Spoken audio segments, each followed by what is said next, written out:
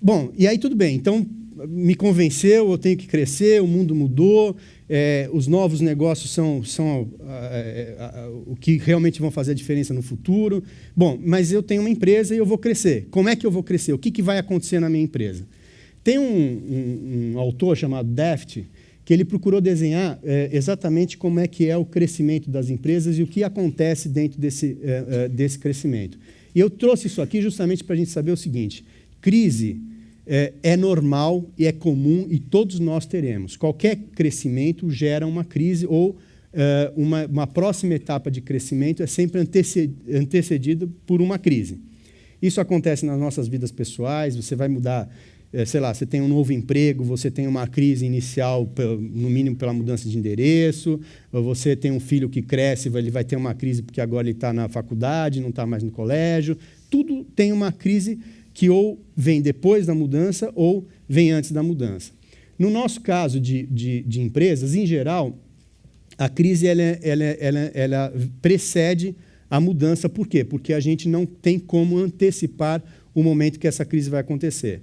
Então, eu tentei trazer esse quadro para já mostrar o seguinte: olha, quando você for crescer o seu negócio, essas crises acontecerão, e se a gente conseguir ficar preparado para elas, melhor, a gente não precisa esperar ela acontecer. Então, a primeira coisa, o primeiro estágio de uma empresa é o que a gente chama de estágio empreendedor.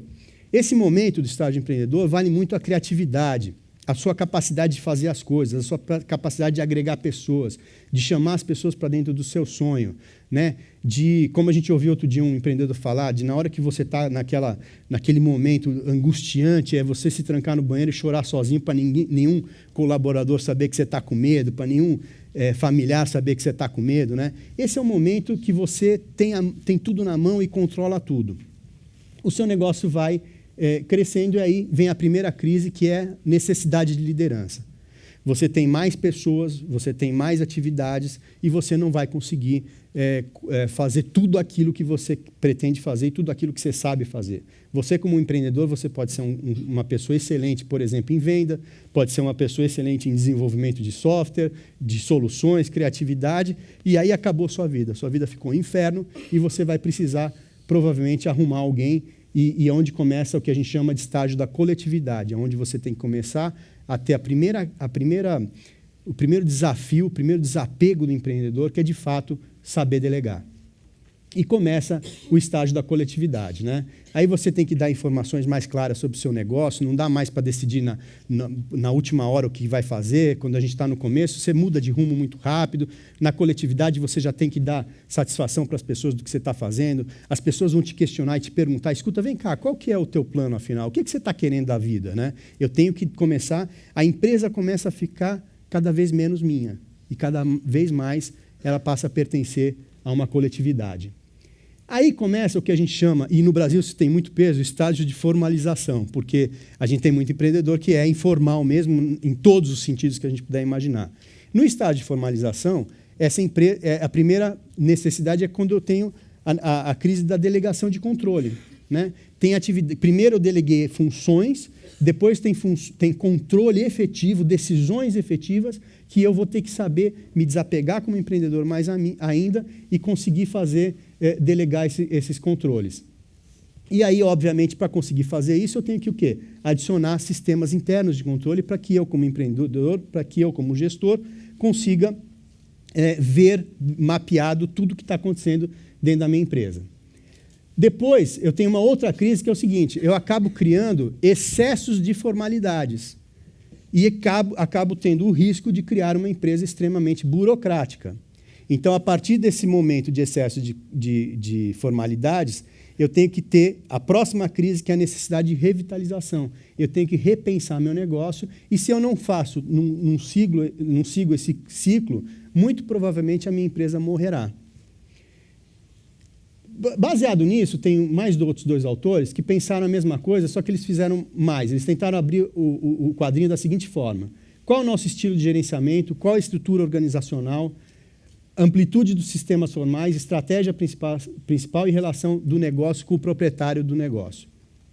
Então, a gente pegou vários estágios. A existência, que é a parte onde a empresa começa de fato a existir, Estágio 2 é a sobrevivência, e de fato é isso, é a hora que a maioria das empresas morrem, por isso chama estágio de sobrevivência, que a principal preocupação do empreendedor nesse momento é sobreviver.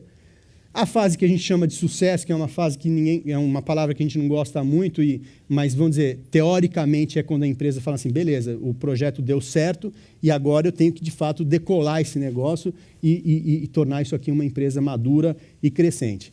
Se a gente pensar em relação ao estilo de gerenciamento, é o que eu estava um pouco falando no quadro inicial. Quando eu estou na existência, começando, a supervisão é direta, o empreendedor está lá, é tudo com ele e acabou. Na sobrevivência, ele começa a ter que delegar alguma coisa e é uma supervisão supervisionada. No sucesso, ele tem que criar funções, gerentes assumem certas funções do proprietário. Funcional, os gerentes assumem também certas funções do proprietário e depois a gente tem que criar divisões e equipes.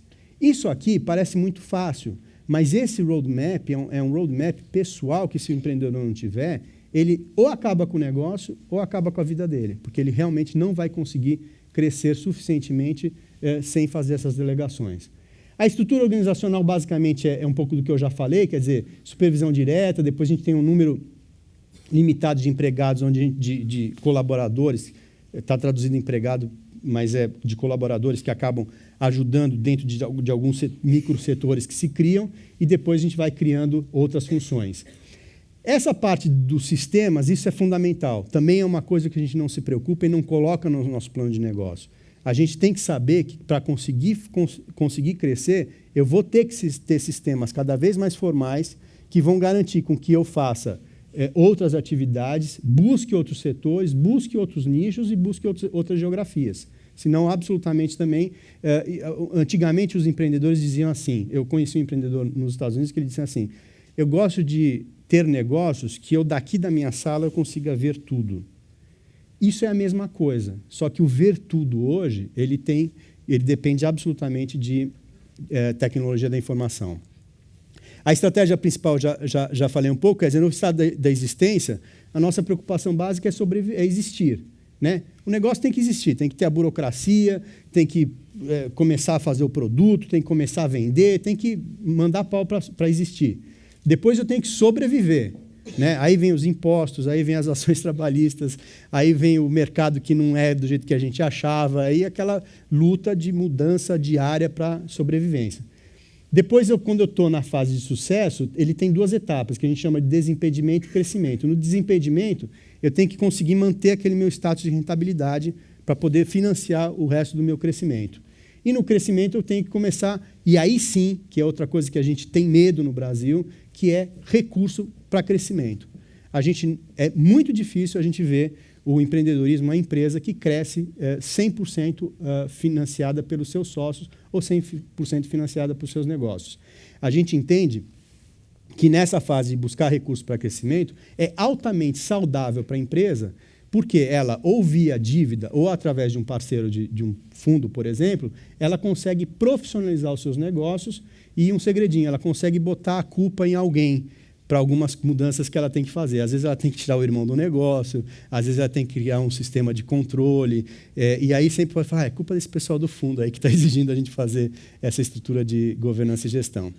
E a relação do negócio com o empresário, com o empreendedor, também é uma relação difícil para o empreendedor, porque, como eu falei, ele vai exercendo ao longo do tempo o desapego. Nas duas primeiras fases, ele é o dono do negócio, depois a empresa começa a tomar dimensões maiores, onde ele tem que dar satisfação para todo mundo. Ele tem que dar satisfação para os colaboradores, ele tem que dar satisfação para os seus sócios, ele tem que dar satisfação para a sociedade, para o governo, e isso cada vez mais ele tem que entender que ele passa a ter uma função sem romantismo, mas ele passa a ter efetivamente uma função social para que aquele negócio continue existindo e que o sonho realmente passa a ser até maior que ele mesmo. Bom, falando de Brasil, eu acho que a gente, mais ainda para forçar um pouquinho nas nossas oportunidades, e o que a gente tem visto lá no fundo, primeiro, hoje nós somos a 8ª economia do mundo. O Brasil, até 2030, será a 5ª economia do mundo.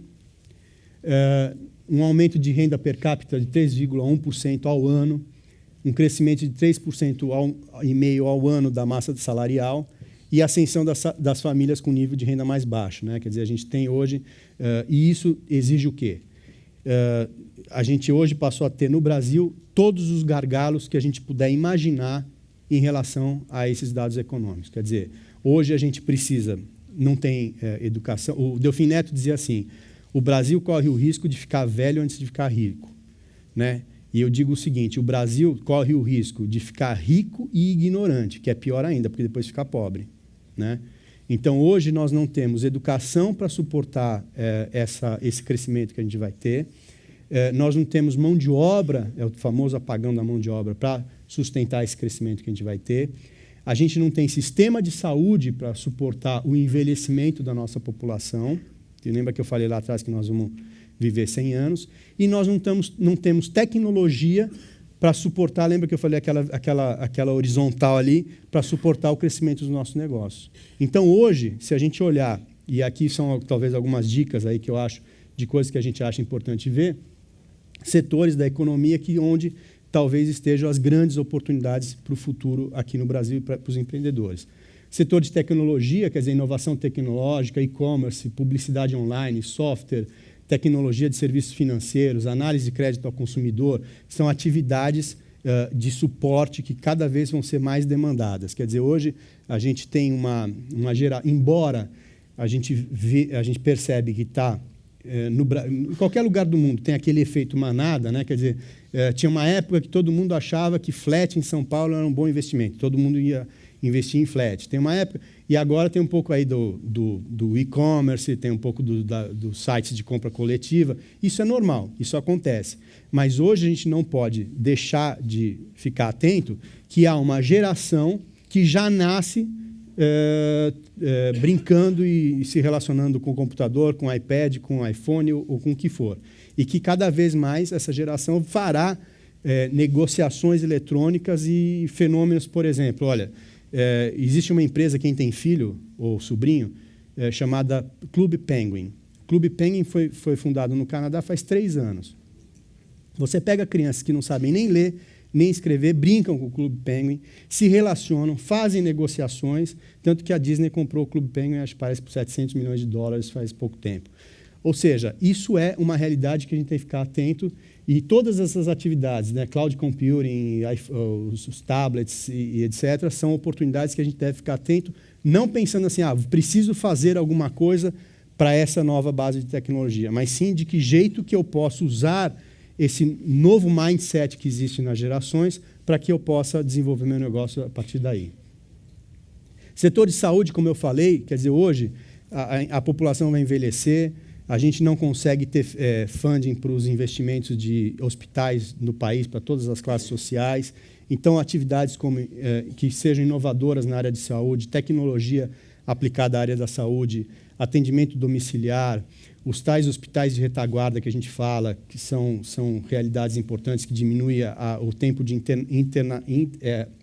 diminui a internalização dos pacientes, laboratórios mais complexos, tecnologia de saúde, equipamentos também, é uma tendência de setores interessantes. Educação, não preciso dizer, quer dizer, a gente tem um tremendo desafio para qualificar mão de obra, um tremendo desafio para qualificar empreendedores, para qualificar pessoas do serviço da área de saúde, qualificar pessoas para a área de varejo. Então, hoje, qualquer coisa que a gente pensar bem estruturada, que possa ser replicada e que possa crescer, são excelentes oportunidades de negócio. Varejo, não preciso dizer, quer dizer, varejo é uma área que efetivamente ela cresce sempre com o crescimento da economia, a primeira que sente na hora da crise é a primeira que se recupera. Então, como a gente falou lá no começo, quer dizer, por conta dessas mudanças todas dos ambientes globais e algumas facilidades que a gente acaba tendo, há uma volta da valorização do ser humano, da valorização do homem, da valorização da qualidade de vida. E, portanto, com esse crescimento econômico que a gente está tendo, com essas perspectivas para o Brasil, varejo, em qualquer aspecto, em qualquer característica dele, serão grandes negócios também.